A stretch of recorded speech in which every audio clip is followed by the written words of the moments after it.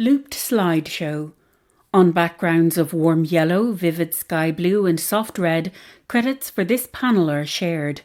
Each new slide features a large white text box with black text and a bold black outline of a geometric shape, circles, triangles and parallelograms. First slide on yellow, text reads, "From Access to Inclusion, an Arts and Culture Summit." Next slide, text reads, "Welcome to the On-Demand versus On-Request Access Panel. Find out more by visiting adiarts.ie/summit and kennedy-center.org, with centre spelt CENTER. Next slide. Text reads, "Meet our chair, Louise Bruton, journalist and disability rights activist." A photograph of Louise is on the right, a woman with fair complexion and long blonde hair. Louise sits in a dark room with her face well lit. She wears a sparkling necklace and smiles to camera. Louise has a Dublin accent. Next slide. Text reads, "Meet our presenters, Betty Siegel, Director of VSA and Accessibility, John F. Kennedy Centre for the Performing Arts." A photograph of Betty with black wavy shoulder-length hair and a shock of grey at her right temple. She has dark brown eyes framed by narrow red glasses. Betty wears a green top with a blue and green scarf draped around her shoulders. There is a bookshelf behind her with a rubber duck perched at eye level. Betty has an American accent. Next slide. Text reads, "Tina Childress, founder, See Here Communication Matters." A photograph of Tina, a woman with shoulder-length silver-grey straight hair, round face and smiling eyes framed by clear glasses. She wears a black top, contrasting with the pale grey walls behind. Tina also has an American accent. Next slide. Text reads, "Evgenia Kiseleva, Head of Interdisciplinary Projects Department, the Pushkin State Museum of Fine Arts." A photograph of Evgenia, a woman with short dark blonde hair and round dark-rimmed glasses. She sits in front of a pale grey wall, her black sweater contrasting. She wears a half smile and has a Russian accent. Next slide. Text reads, "Jodie O'Neill, actor and playwright of What I (don't) Know About Autism." A photograph of Jodie, sat in a bright room with pale walls. A couple of posters hang behind her. Jodie wears a black top and her short brown hair is tucked behind her ears. She speaks softly with an Irish accent. Next slide. Text reads, "Access services available today. Irish Sign Language interpretation, British Sign Language interpretation, American Sign Language interpretation," with the associated logo for sign language, 2 hands, both forming a circle by pressing thumb and forefinger together. Also, speech to text, brackets CART, with the associated logo, a rectangular speech bubble with 3 horizontal lines in it. Next slide. Text reads, "Screen layout." A large frame is in the centre where the main speaker will be live streamed during the panel. In this slide, Louise Bruton's image is here. There are 4 more images in each corner of the slide. In the top left-hand corner is the logo from Access to Inclusion. In the top right-hand corner is a still image of Lisa Harvey, the ISL interpreter, standing before a blue screen. In the bottom right-hand corner is Christina Laverty, the BSL interpreter. She too stands before a blue screen. The last image, in the bottom left-hand corner, is of Sharon Ploger, the ASL interpreter. Sharon stands before a black screen. At the bottom of the slide is a line of text which reads, "Speech to text, CART, will be visible here." Next slide. Text reads, "For tech support, use the chat feature at the bottom left-hand side of the screen, or please email sile@adiarts.ie or support@eventcube.io. Next slide. Text reads, Audience Q&A. We want to hear from you. Please submit your questions throughout this session in the Q&A box underneath this video. The Submit Your Question field has been clearly labelled for screen readers. This question field is located beneath this video. Next slide. The From Access to Inclusion logo on our left. On our right, the text Starting Soon, with a reminder of the social media details, each typed as one word. Facebook account, Arts and Disability Ireland. Twitter account, ADI Arts. And Instagram account, Arts and Disability Ireland. Hashtag Access Summit. Hello everyone and welcome to Day 2 of Arts and Disability Ireland's From Access to Inclusion Symposium. I'm Louise Bruton, your host for the afternoon. Today we are joined by some credible speakers to discuss the concepts of on-demand versus on-request access. While these two things might sound similar, the difference between on-demand and on-request could be the difference in a person with a disability attending a concert, an art exhibition or a theatre show, or having to stay at home instead. By having inclusive programs and accommodations, or offering audio description, captioning, sign language interpretation, assistive listening systems and relaxed performances, art spaces can expand their audience and create a comfortable environment for guests with disability, but this is not always guaranteed. As a wheelchair user myself, I am all too familiar with the disappointment of thinking you've booked everything to suit your needs and then arriving to discover that your email was lost or never read at all. Joining us today, we have a range of experts from all over the world. From Washington, D.C., we have Betty Siegel, the Director of Accessibility and VSA at the John F. Kennedy Center for the Performing Arts. Both Betty and the Kennedy Center set the standard for access at its best and most up-to-date. From Illinois, we have Tina Childress, the founder of See, Hear, Communication Matters. Tina is also an audiologist, avid theatre goer, and a late deafened adult with cochlear implants who educates, collaborates, and advocates for clearer and wider accessibility across environments. From Moscow, we have Evgenia Kislava, the head of Interdisciplinary Projects Department at the Pushkin State Museum of Fine Arts. Since joining the museum in 2015, Evgenia established the Accessible Museum Project, and she also curates the annual International Inclusive Festival and Summer School for Inclusive Practices in Moscow. And just a little bit closer to home, we have Jodie O'Neill, the Wicklow-based writer and actor whose play What I Don't Know About Autism premiered at the Peacock, the Everyman, and Mermaid Arts Centre in February 2020. Inspired by the writer's own experience with autism, the play is performed by a cast of autistic and non-autistic actors. With a fine mix of the personal and professional from different arts practices across the world, there is no doubt that this panel discussion will provide a broad approach to what good access means, as well as a personal insight into the difference that good access makes. After the 4 presentations, please stick around for a Q&A with our panellists.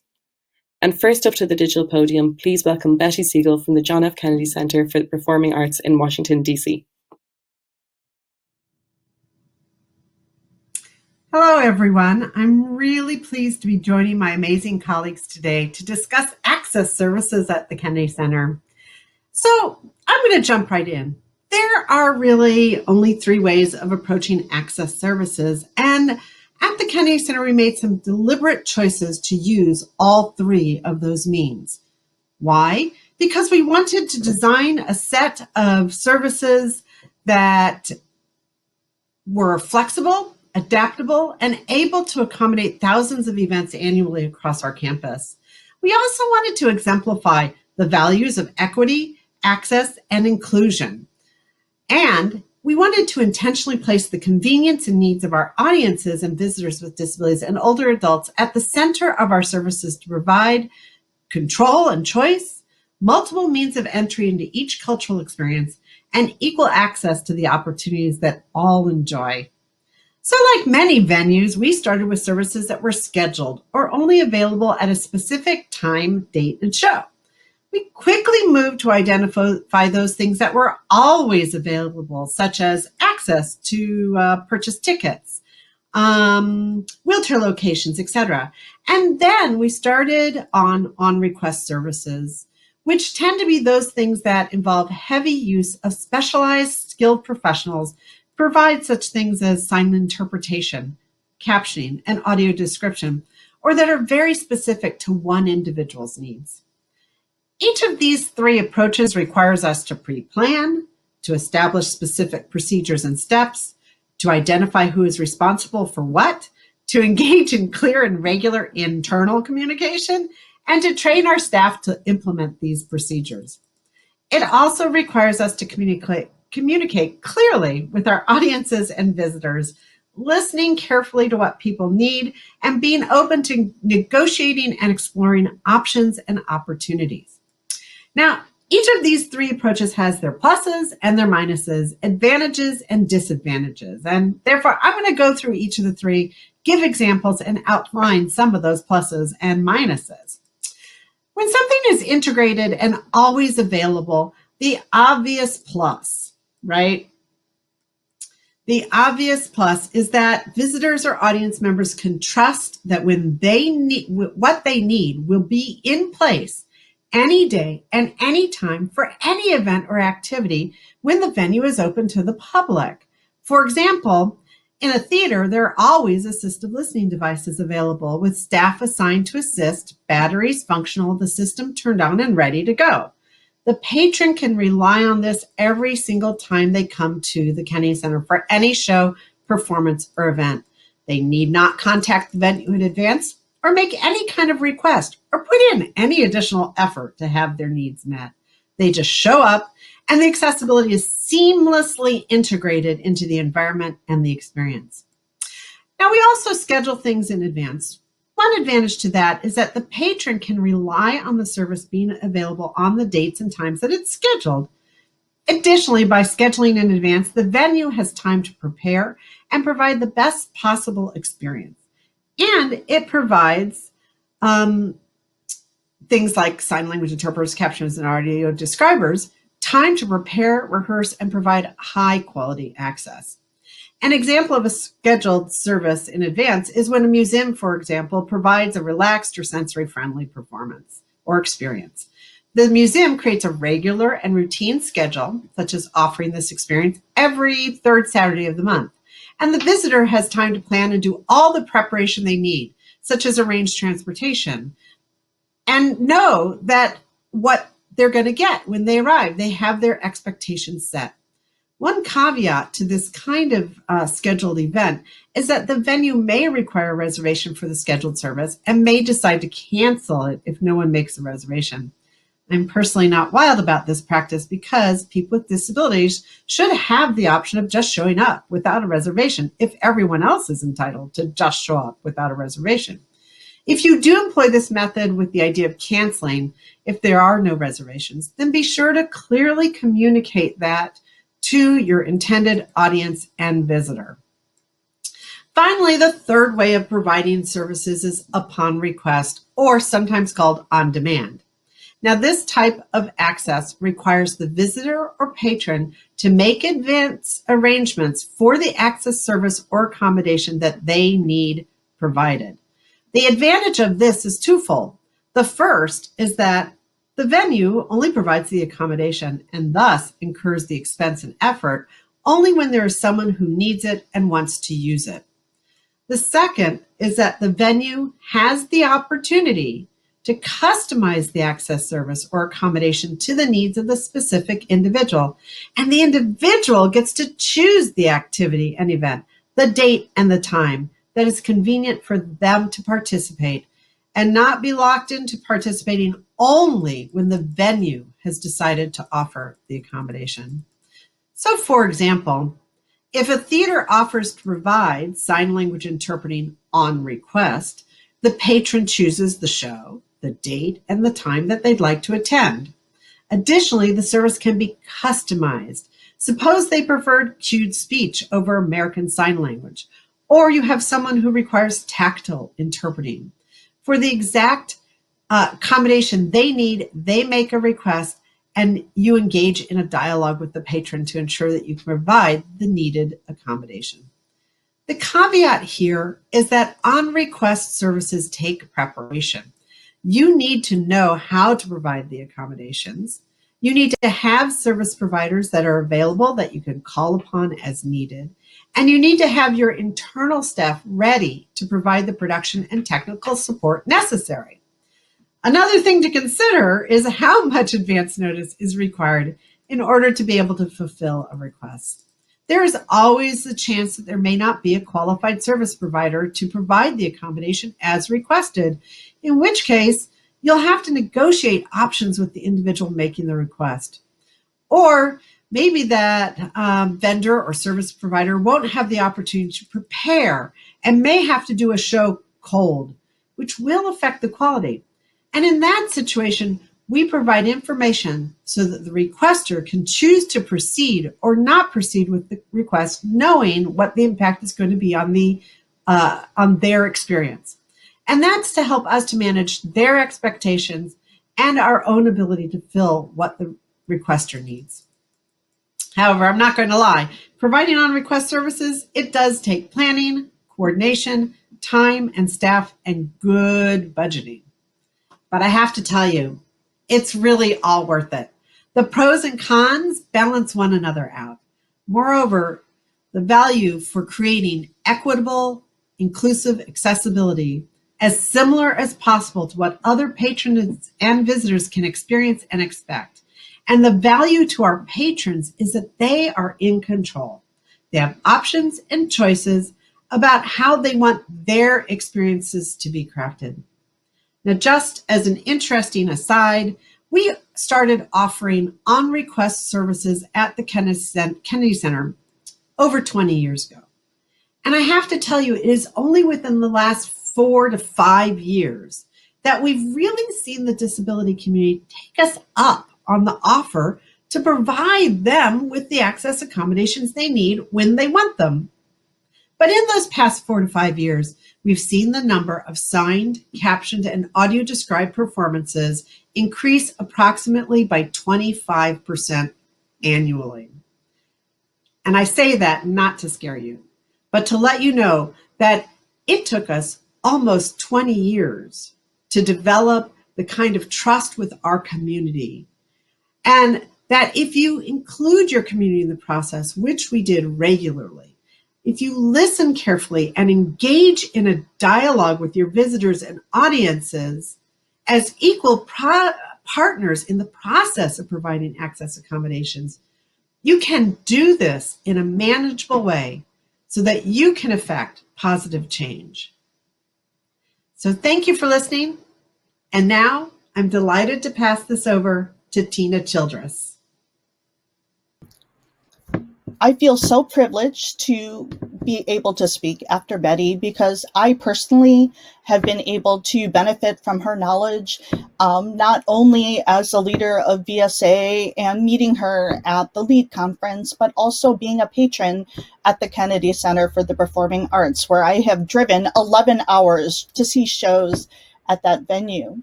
And so I will be bringing the perspective as a consumer, but also as someone that likes technology and has been a conference planner for different events. And so I'm going to be sharing with you some tips that I think that can help you in your planning as well. When I was thinking about the title of the show, and it was talking about on demand versus on request, I thought it doesn't really have to be versus. It could definitely be and or.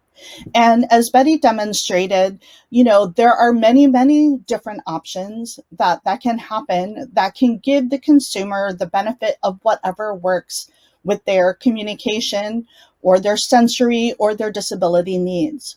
So first, I would like to say that I think it's really important as organizers, as administrators of different venues, instead of assuming you know what patrons want, take the time to do surveys and polls and give them opportunities to tell you. So it can be as simple as, when you have your form, when we have to fill it out to request accessibility, which I think is totally applicable. I don't expect people to, like, the next day be able to provide accessibility without planning. But you can make it seem more patient or patron centric if you consider things like maybe make it open-ended, or maybe have a drop-down menu with different choices, but maybe have an other, because there may be an accommodation that you think you know about or you think that can be available when there's another one that is available. Technology is changing every day. Best practices are changing every day. The other thing to think about is you may not realize that you have a large group of people that use interpreters or audio description in your area, or someone that prefers captions. So, by doing outreach to these different groups, you can kind of see what's important to them. As a consumer, I recognize that it's also really important that I say what I need and be able to articulate that. And in having experience working with other people that are deaf or hard of hearing, what I've recognized over the years is they don't know what they don't know. And when we were planning for this panel, Betty and I kind of looked at each other and our minds were kind of blown, like, we have some work to do. We need to, like, roll up our sleeves, and we need to create resources that explain what is ASL interpreting, what is captioning, what are the different options.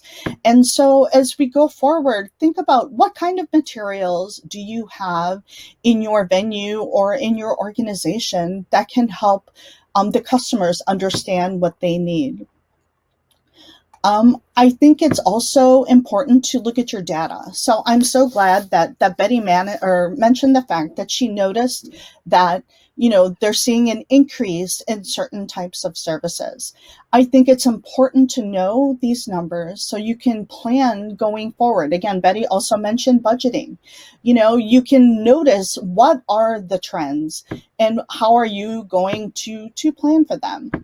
And also the fact that not every kind of accommodation is always going to be available or the best for the audience that you might have. So again, that's why it's so important to ask the patrons what they want. I think it's also important to keep up to date on new accessibility options. What is your go-to place to find out about what's the latest and greatest and what are best practices? When it comes to things like assistive listening devices and especially like hearing loops, I find that our friends in Europe are doing a great job with being able to provide access to things like that.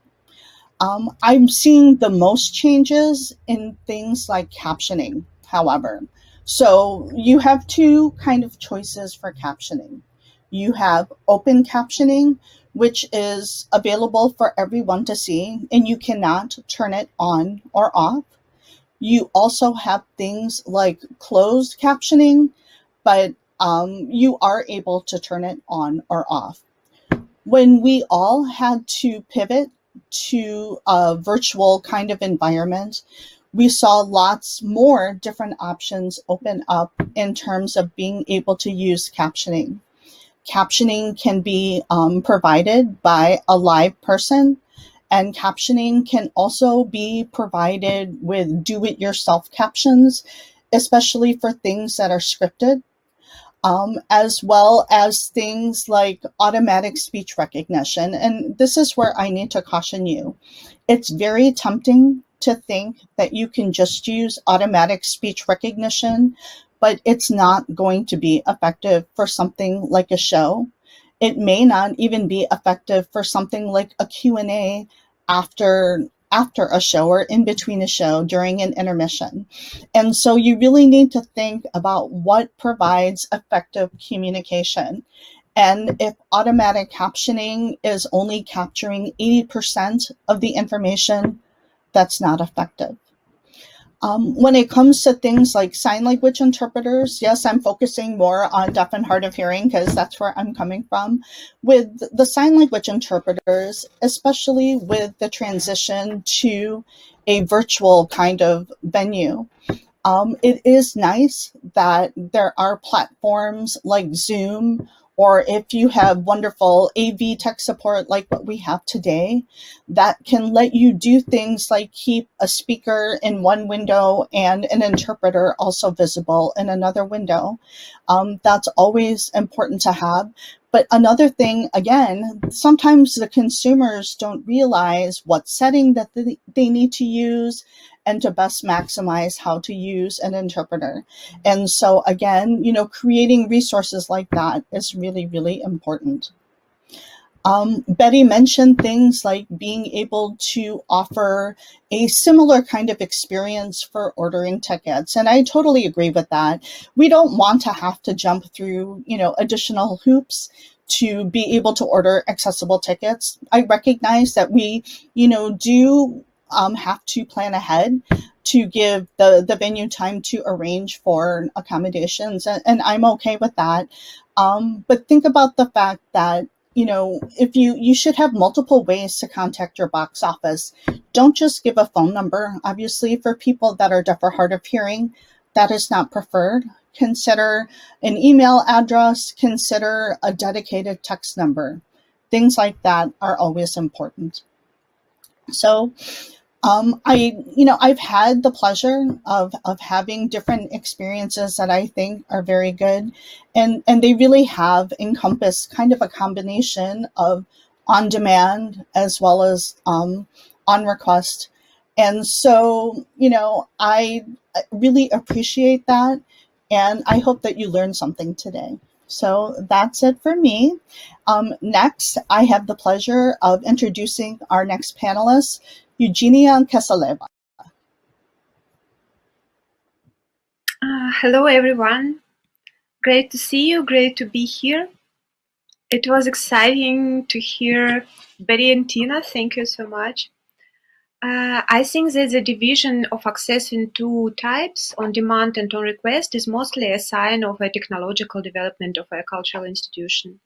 The opportunities to facilitate access are very different in different museums, in different cities, countries, and localities.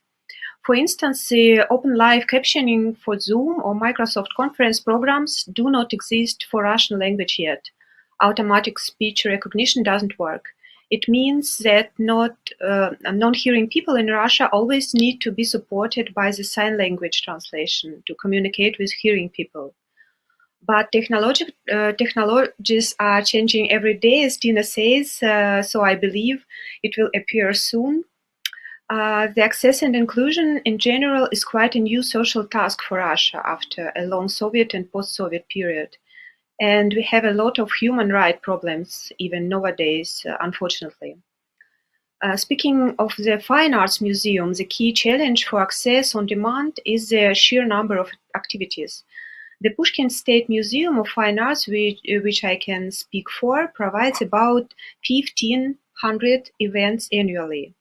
Among them, opening ceremonies of the exhibitions, lectures, performances, scientific conferences, music concert, master classes, and public talks. I'm not including here guided tours. It is always a hard decision which event should be supported with a sign language or audio description. In that point, we are working on request access principle. Everyone can ask for a sign language translation and audio description for free. But we cannot offer all these events on demand because a lot of them are scheduled simultaneously, and it's impossible to do everything at the same time. And in a huge old museum, not every event can be sensory friendly, of course. Sensory safety is one of the key challenges for on-demand, on-request model. The Accessible Museum project, which was established in the Pushkin Museum in 2016, meaning intellectual and digital access to the Pushkin Museum collection. This project provides now about 300 to 400 accessible events a year, even during pandemics. Thanks to support of the Absolute Health Foundation, we develop a sensory-friendly programs for children, teens, and adults offline and online, sign language tours, offline and online, multisensory multi-classes, and audio-descripted exhibition and podcasts. But the most important part of Accessible Museum project, from my point of view, and what can be determined as on-request access, is when museum is developing new activities together with visitor with disability. For instance, the exhibition called Look from the Inside was as a result of our weekly online programs for autism spectrum conditions teens and adults. We didn't plan this exhibition at the beginning of the year. It came unexpected. It turned out to be a very inspiring collaboration with the talented people, and we was ready to give them the floor as part of on-request access. The Look from the Inside exposition was arranged a sort of dialogue between ceramic masterpieces of ancient Greece, Mesopotamia, and Egypt, and pieces by Moscow people Nikolai Filipov, Alena Trubichina, Andrei Dyomin, Andrei Pashkov, and Vladimir Schnirman, sorry for these Russian words, as well as collaborating works of different master works. Thanks to Google Arts and Culture platform, you can visit this exhibition online.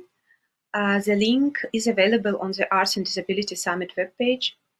And this is the best result of pandemic in Pushkin Museum, because all these online meetings was taking part online during COVID-19 lockdown.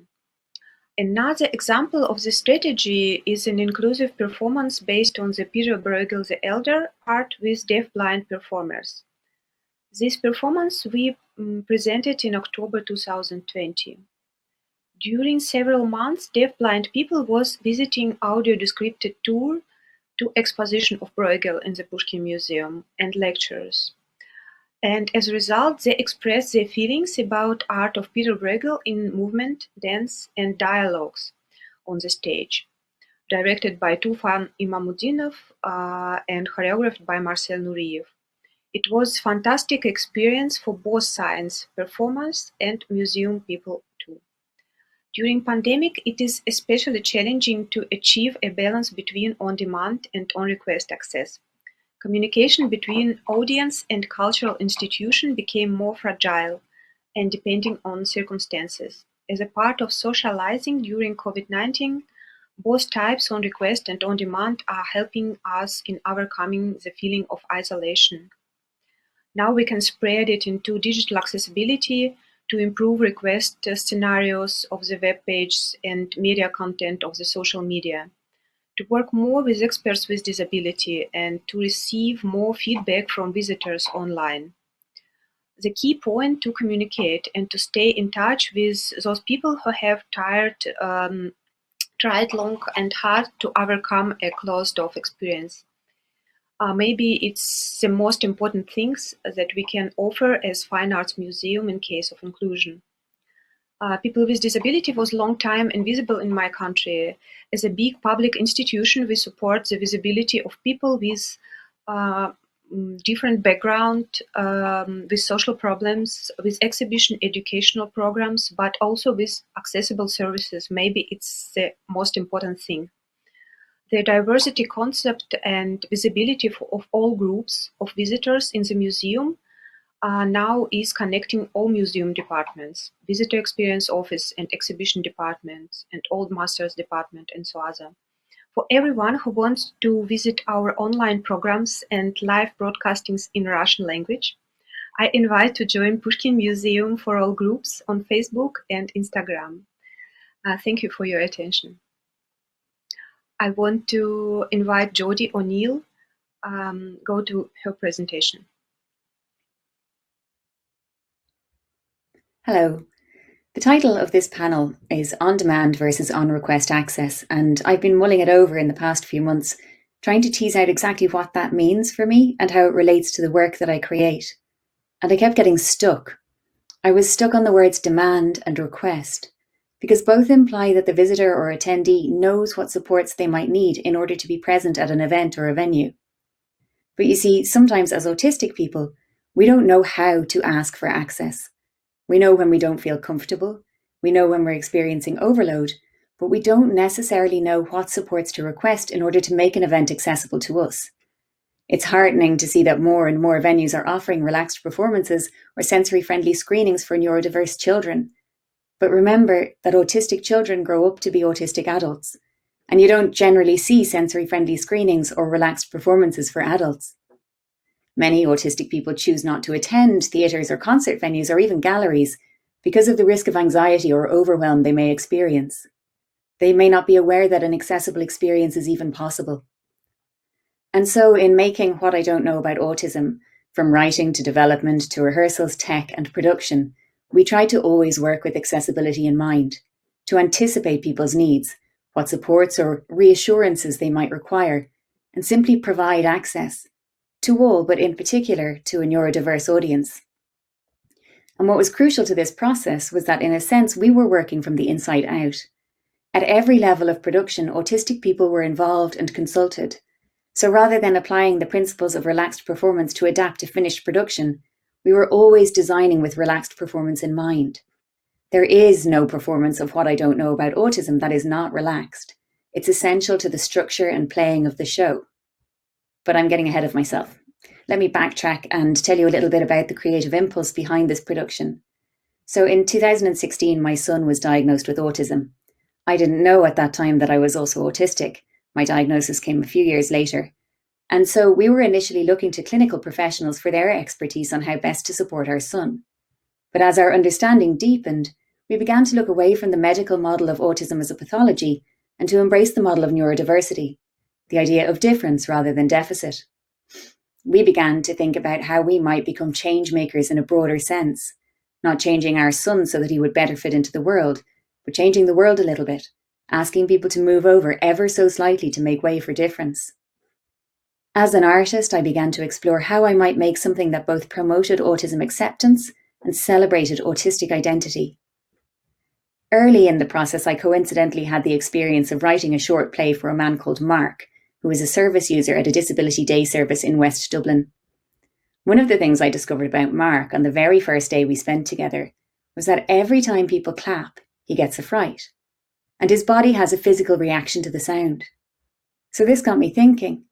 I didn't want to create a performance that would make Mark physically uncomfortable or cause him distress in any way. The answer was really simple. I wrote into the play script some simple instructions and requests for the audience. I developed the play so that I had a relationship with the audience both as performer/guide and as character. The character I was playing was called Lizzie, but I also introduced myself to the audience as Jodie so it would be clear when I was addressing them directly.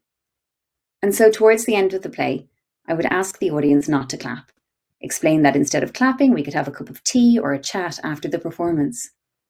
And while this created an unusual experience for some audience members, I'm pretty sure it didn't frighten anyone or cause them physical shock, which is what applause would have done for Mark. So when it came to writing What I Don't Know About Autism, I used this experiment with relaxed performance as a template. And because I was working with several other autistic actors, as the development process evolved, we were able to discuss areas where we felt a signal or a warning to the audience might be important and adjust the text as we went. The very beginning of the play is an address to the audience. The actors enter and stand very close to the front of the stage. We explain that this is a relaxed performance, that if people need to leave during the performance, that's okay, and that if they want to come back in again, that's okay too. We reassure them that the house lights will remain on at a low level throughout the show. We give permission for audience members to make noise or move around during the performance, and we ask other audience members not to shush anyone who does make noise. We reassure the audience that any sudden lighting or sound effects will be flagged by the actors in advance, and also offer ear defenders to anyone who might need them. We point out 2 flip charts that are located towards the front of the stage and have the names of the 26 scenes of the play written on them. We explain that after each scene we will cross out the name of that scene to help the audience keep track of how long has passed and how long is still to go. We also give an approximate running time for the show. This introduction sets the audience up for how the rest of the play will go and how the relationship between the audience and the actors will unfold. And the result, I think, is a kind of collective exhale. The audience knows what to expect, and the actors have had a chance to get a sense of who is in the audience tonight. Everyone's presence is acknowledged. The rules of the game have been set out, and we are all ready to play.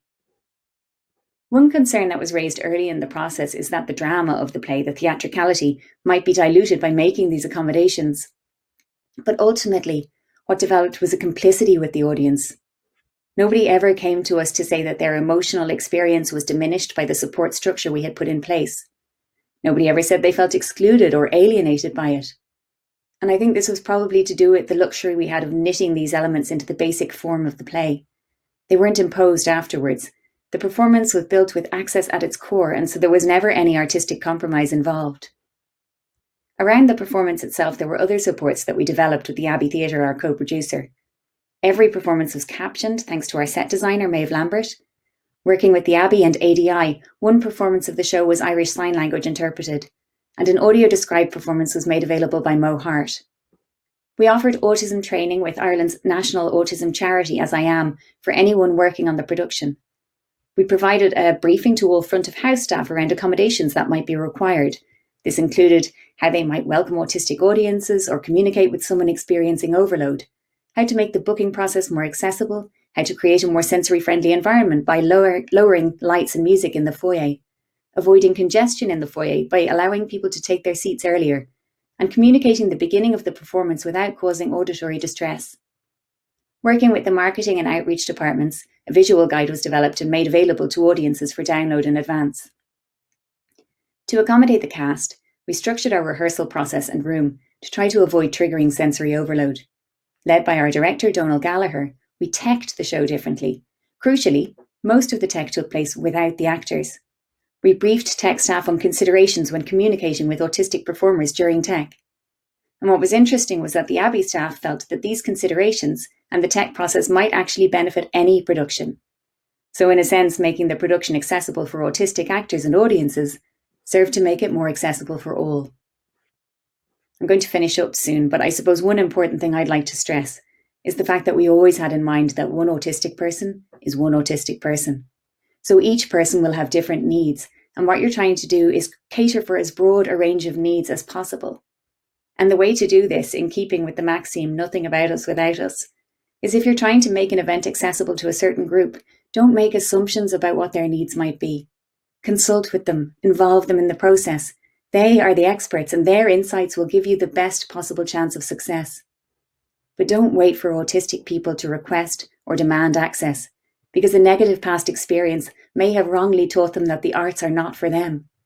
Extend an invitation and create a welcoming space. That's how access can begin. In terms of impact, designing the show with neurodiverse audiences at the core meant that 40 to 80% of our audiences were booking tickets at those venues for the first time.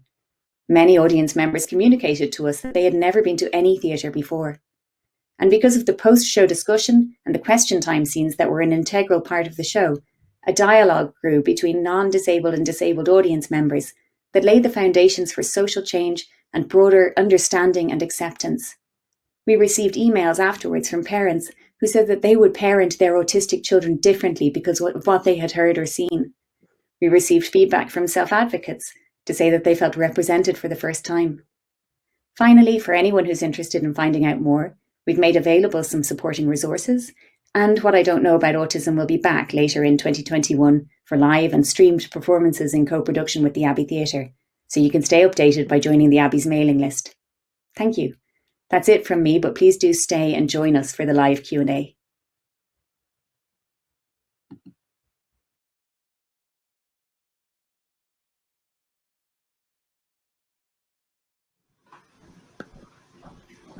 Thank you to everyone for speaking. It's been such an impressive afternoon so far, hearing what it's like to be working behind the scenes, performing on stage and attending as well as an audience member.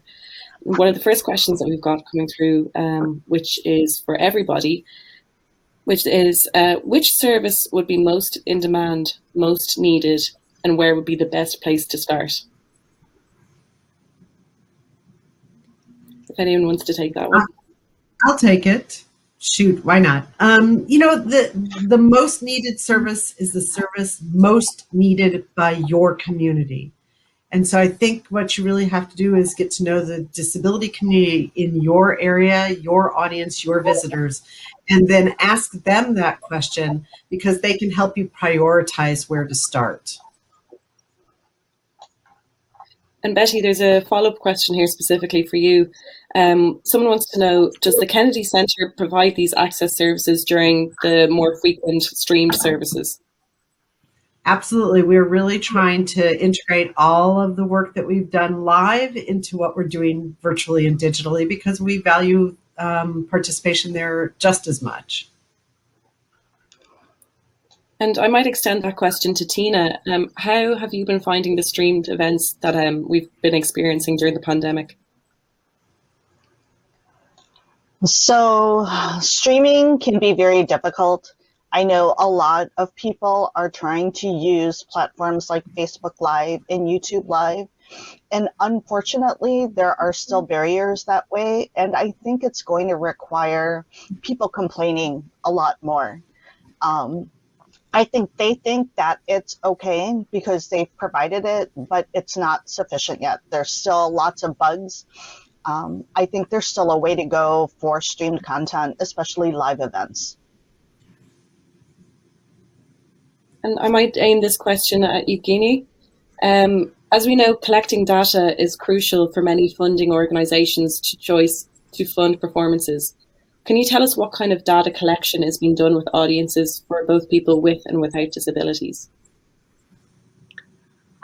Thank you, Louise. I'm not sure that I'm absolutely correctly understand your question, but if not, please give me your feedback. So we have a really huge collection, and we are also collecting contemporary art, connecting dedicated to disability. Am I right? Or do you want to ask something else? It's more, how are you, as you are expanding more accessible services within the museum, are you collecting that information so that others can access it and improve their own services? Yeah, sure. Yes, I want to use this opportunity to say how impressive for me is, by the way, technical support of this conference. Because it's really a great experience to collect new knowledge how accessible can be a digital conference. And this is big experience for me as an accessibility manager of Pushkin Museum, and also for my colleague. And actually we have like a research platform in Pushkin where we are collecting all new tendencies or new tools which can be used in our programs and different programs of the museum. And of course, we're not able to work with everything or buy everything, order everything. So we always need to choose what can we afford in that moment. And but I think that knowing these new possibilities is also very important. So thank you for this experience. For me, it was really great. Jody, I believe you with your play, having created it with access entirely in mind from the beginning. What were the biggest learning challenges that you came along the way in making something entirely accessible? Yeah, that's a really good question. And I think we were very fortunate in that we had quite a long development process. So we had a number of opportunities to learn along the way. Because we had one in May of 2019, we had a development week in the Peacock, and we're able to share a work in progress with autistic and non-autistic audiences at that point. So I think really the biggest, and it wasn't really so much a challenge, but just to remember to listen at every point in the process and to test at every point in the process, because you can make assumptions about what's going to work, but that won't necessarily then follow through in practice. So I think the challenge was to remain open and flexible and not decide what your product was going to be before it was ready, if that makes sense. And to allow it to change and evolve along the way. And then with each period of development, there were different considerations, suddenly going into, okay, we're going into tech. How are we going to do that? How are we going to communicate to the technical staff? And and all of that was just kind of building, but just trying to stay kind of 360 open all along the way was really important.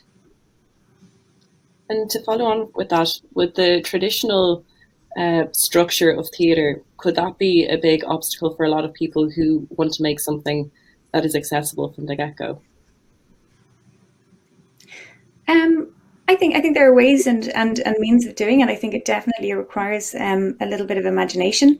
I think one of the challenges is that a lot of theatres are really old and unfriendly buildings in a sensory way. So I suppose one of the challenges that we encountered was that we moved from the Peacock to another venue, which was a much older theatre, and we moved in the middle of February, in the middle of a storm, and just the change in building and the change in atmosphere impacted the actors really significantly, and we weren't able to plan for that. And then once we knew, we could work around it. But I suppose it was a learning on the job all the time. Yeah.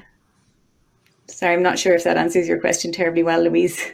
Although it does, the old buildings, they're a tricky obstacle, all right. Tina, I might aim this question at you. When it comes to providing captioning for deaf audience goers, and if someone considers this to be a financial burden, how would you encourage someone to actually to invest in proper services for deaf audience members? So I think it's very important to plan on this on the front end. So rather than be reactive, being proactive. And it's a lot easier to move money that you haven't ever used than to try to find money that you may not have. And so there are, different models for how to do that, whether the theater themselves purchase their own equipment. In Chicago, which is close to where I live and where I often go to theater, they have a wonderful loaner program. So if you're looking perhaps at smaller theaters sharing equipment, that's a great way to kind of split the cost. And maybe what will happen is then that need will grow, and then each theater will purchase their own equipment. But then that way they're not making that huge investment all by themselves, that they can kind of spread it out amongst their peers and their colleagues. So that has worked very well in some places. Thank you so much, Tina. Betty, you mentioned the very impressive fact that the take-up of options has increased in the last 4 to 5 years in the Kennedy Centre. What do you put this increase down to? I think really there are probably 3 things. One is increased confidence.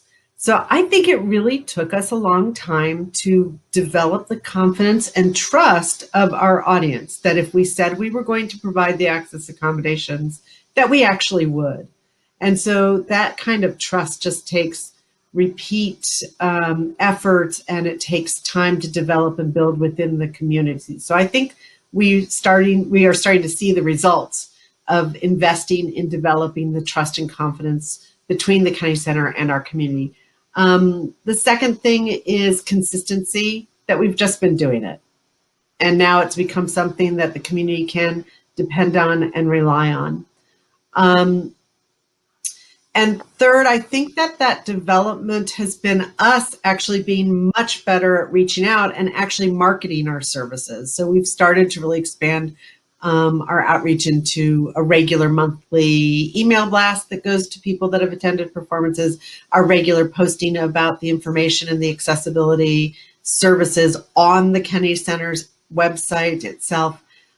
So I think it's our improved marketing and use of social media, and also going back to trust, gaining that trust from the disability community and having them actually market to their friends and family and let them know that the Kennedy Center will indeed accommodate their needs as needed.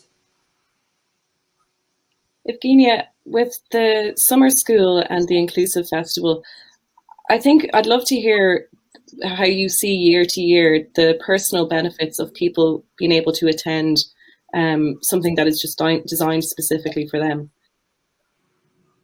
The specifics of access and inclusion projects in Russia is in particular that we don't have this large history of human rights movement during 20, 30 years developed by people with disability, with associations and organizations supporting people with disability. Our practice goes from the museums and from museums managers by itself. Nobody asks for this opportunity. That's why we are making this summer school and inclusive festival to show the most progressive international practice for Russian professionals, because nobody knows what museum or cultural institution can offer to different people. That's why it's so important for me to meet you and to learn from all of you these wonderful experiences. Jody, you mentioned autism-friendly events being aimed at children with autism and not adults. What do you think is the reason behind this, and is there something that can be done to change that? Yeah, I think the reason is that, you know, up until relatively recently, people thought that autism was a childhood condition, and people thought that you grew out of it. And in actual fact, what happened was that children were often institutionalized, which led to a life of institutionalization, and were therefore invisible in the community. And I think that now we have better diagnostic criteria. And I think as a society, we're more aware, and our education system is more aware of neurodiversity and learning differences. And I think that's why we have, you know, sensory friendly events, because actually the arts is starting to recognize the need of families to be able to access arts and culture events, regardless of what your needs and what your abilities are. And I think it's probably a little bit of a time lag, really. So I think that, yes, in a sense, an autistic adult might be better able to cope with what might cause them sensory distress, or to sort of build in an armor so that they're aware of, okay, if I go to the theatre, this is likely to happen. But I think actually over the coming years, what we will likely see is that venues will go, well, if this is how an autistic person feels, and this is going to limit how much they access this service, then we need to change the service in order to make access more comfortable. But I think it's actually reflective of a larger societal issue. Thank you. Betty, I'd be very interested to hear how you would deal with this issue here. If somebody was to complain about a relaxed performance, citing it as a distraction, how would you deal with that? How would you deal with that problem if it came to hand? I always start with thanking people, because I sometimes feel like I'm doing my work in a vacuum if I don't get feedback. So first off, I thank anyone who provides me with feedback, positive or negative.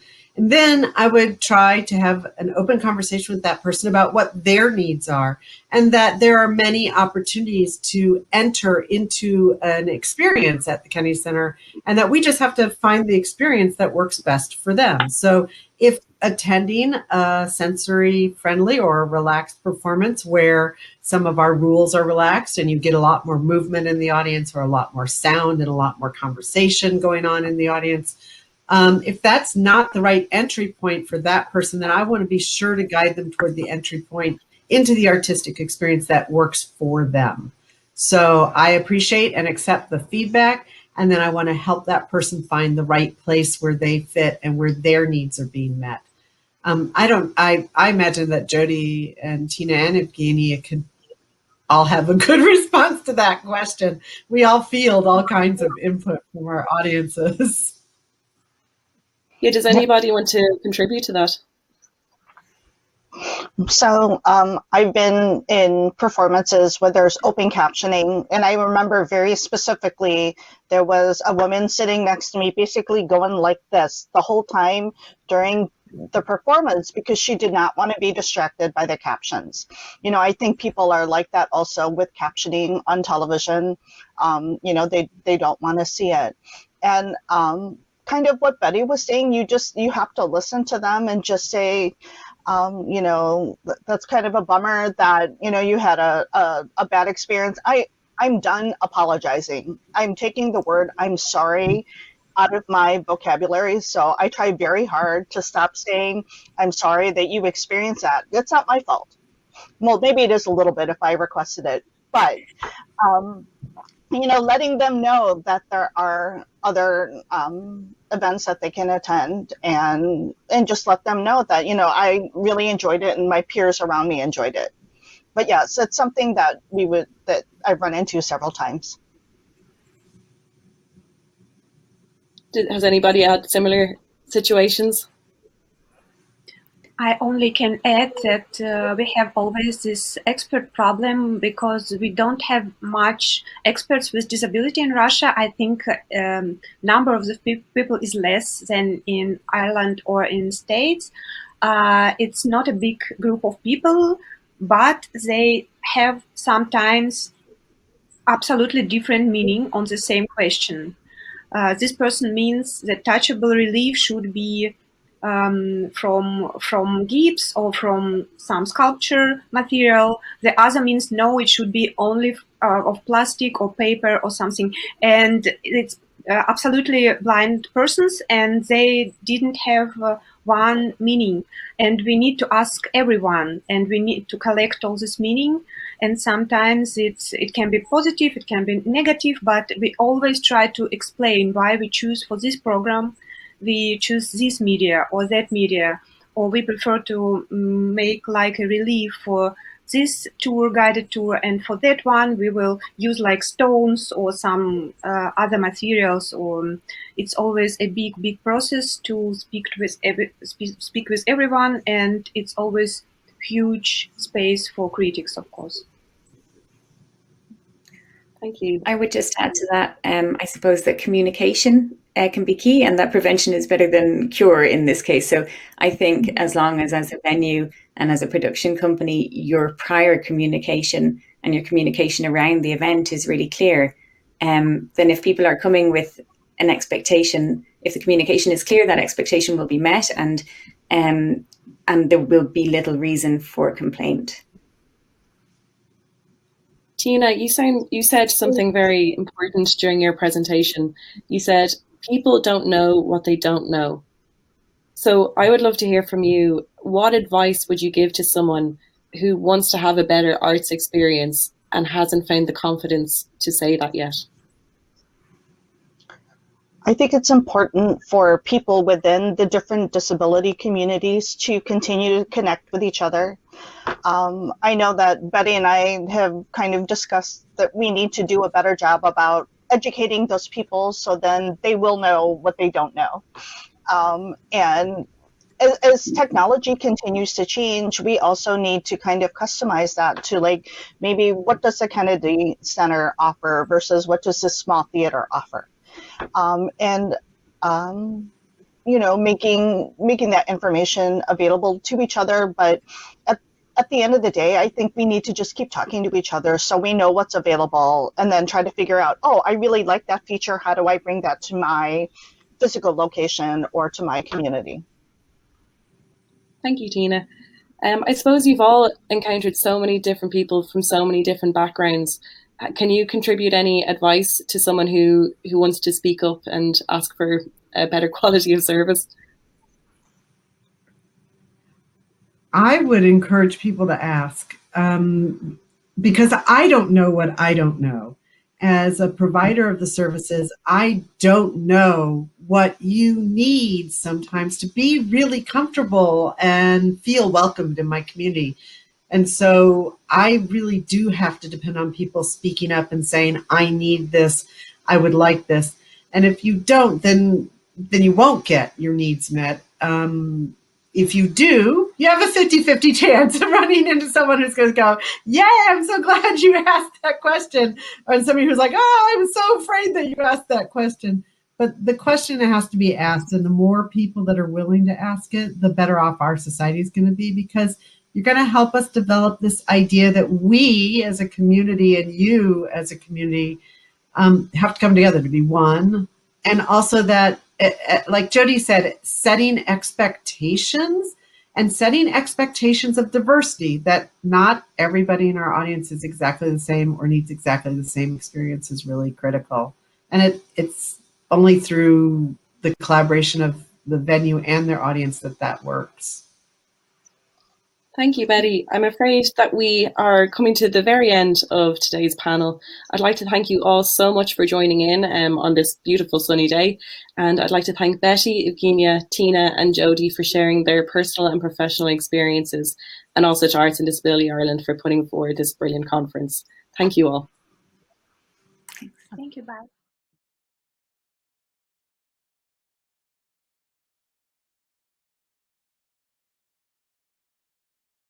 Looped slideshow. On backgrounds of warm yellow, vivid sky blue, and soft red, credits for this event are shared. Each new slide features a large white text box with black text and a bold black outline of a geometric shape, circles, triangles, or parallelograms. First slide on yellow. Text reads, "From Access to Inclusion, an Arts and Culture Summit." Next slide. Text reads, "Thank you. On behalf of Arts and Disability Ireland and the John F. Kennedy Centre for the Performing Arts Office of VSA and Accessibility, thank you for attending From Access to Inclusion, an Arts and Culture Summit." Next slide. Text reads, "Funders and sponsors." The logos of 4 organisations sit below. They are the Kennedy Centre, the Arts Council An Chomhairle Ealaíon, British Council, and Creative Europe Culture. Next slide. Text reads, "Join us in our networking rooms. Meet and mingle with your peers during the break and after the final session of each day." Next slide. Text reads, "Follow us and share," followed by details of hashtags and social media accounts, each typed as one word. Use hashtag #AccessSummit to feature on our lobby Twitter wall. Facebook account Arts and Disability Ireland, Twitter account ADI Arts, and Instagram account Arts and Disability Ireland.